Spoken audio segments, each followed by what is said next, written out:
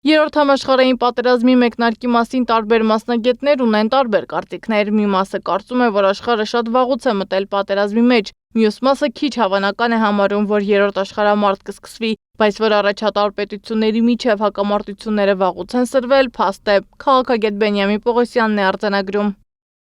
Եթե նկատի ունեք աշխարհի առաջատար պետությունների միջև հակասությունների կտրուկ սրումը եւ զենքի կամ զինված ուժի օգտագործումը, ավելի հաճախ օգտագործումը պետությունների միջև խնդիրների լուծման համատեքստում,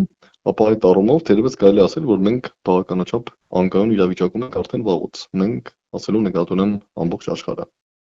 Երկրորդ աշխարհամարտից հետո երբեք այսքան մոտ չենք եղել երրորդին, ասում է Սողոմոնյանն ու ընդգծում աշխարհում լուրջ փոփոխություններ են տեղի ունենում, ընդ որում ռազմական բախումների հետևանքով։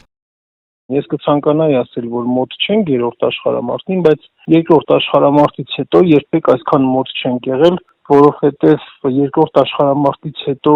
եթե բախումներ եղել են, պատերազմներ եղել են, ապա հիմնականում պատերազմներ եղել են կամ փոքր պետությունների միջև կամ մեծերի ու փոքրերի միջև։ Հիմա պատերազմը տեղի է ունենում այս պահին տարածաշրջանային տերությունների միջև եւ նաեւ գերտերություն եւ տարածաշրջանային տերություն բախում է առկա,